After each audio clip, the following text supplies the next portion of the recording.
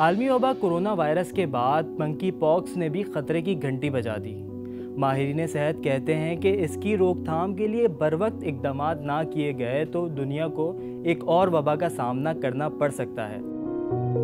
Africa से फैलने वाला मंकी पॉक्स एक ऐसा वायरस है जो बुनियादी तौर पर जानवरों से इंसानों में मुंतकिल होता है। ये वायरस बच्चे, बूढ़े और हिफाजती टीके ना लगवाने वाले अफराद के लिए ज्यादा खतरनाक है। गुज़िश्ता 5 माह के दौरान वबा से मुतासरा दर्जनों अफराद जान की बाजी हार चुके हैं। मंकी पॉक्स का पहला तस्दीक शुदा केस 1970 में अफ्रीकी मुल्क डेमोक्रेटिक रिपब्लिक ऑफ कॉन्गो में एक बच्चे में सामने आया था। अब आप ज़रूर ये सोच रहे होंगे कि इस वायरस का नाम मंकी यानी बंदर से क्यों मुंसलिक किया गया।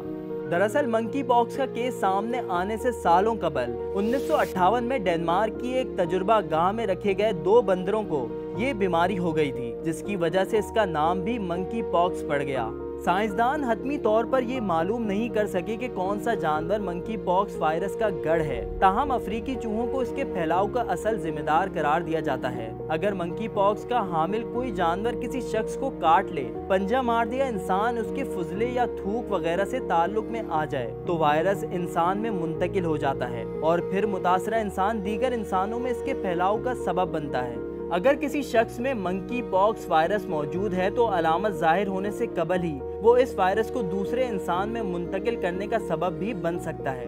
आमतौर पर मुतासरा शख्स को ज्यादा से ज्यादा 21 रोज तक दूसरे लोगों से मेल जोल नहीं रखनी चाहिए, वरना वायरस मुंतकिल हो सकता है। मर्ज शिद्दत इख्तियार कर जाए तो इंसान की जान भी जा सकती है। आलमी इदारा सेहत के मुताबिक मंकी पॉक्स की अलामात भी चीचक से मिलती जुलती हैं, अलबत्ता इसकी शिद्दत चीचक से कम होती है। मुतासरा शख्स में पहले सर दर्द, बुखार, सांस फूलने की अलामात जाहिर होती हैं और फिर जिस्म पर दाने नमूदार होना शुरू हो जाते हैं, जिसके बायस मरीज को बेचैनी और खारिश भी महसूस हो सकती है।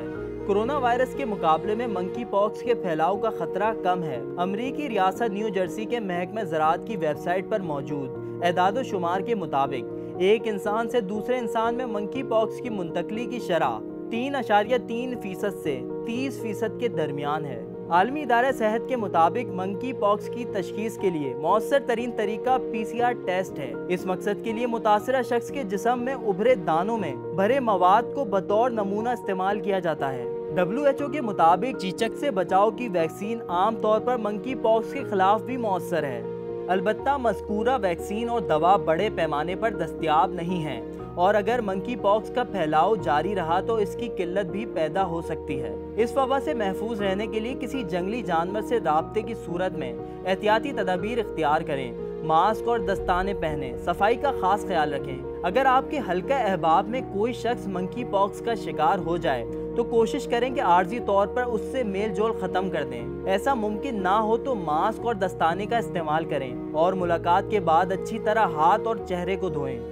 मंकी पॉक्स से मुतासरा शख्स के लिए ज़रूरी है कि वो ख़ुद को घर में आइसोलेट कर ले और लोगों से अपने मेल जोल को कम कर दे और अगर तबीयत ज़्यादा ख़राब हो तो डॉक्टर से रुजू करें। ये वायरस दुनिया के चंद ममालिक में आम तौर पर पाया जाता है और इनमें ज़्यादातर अफ्रीकी ममालिक शामिल हैं, लेकिन अब ये हैरानकुन तौर पर दूसरे ममालिक में भी फैल रहा है। 15 दिसंबर 2021 से 1 मई 2022 के दौरान कमोबेश 67 अफराद मंकी पॉक्स के बायस जान से गए। पाकिस्तान में भी मंकी पॉक्स के मुमकिना फैलाव को रोकने के लिए इकदाम किए जा रहे हैं। मुल्क भर में हाई अलर्ट जारी कर दिया गया है। शहरियों को चाहिए कि एहतियाती तदाबीर पर सख्ती से अमल करें। आज के लिए इतना ही, फिर हाजिर होंगे किसी नई स्टोरी के साथ। जब तक के लिए मुझे दीजिए इजाज़त। अल्लाह निगहबान।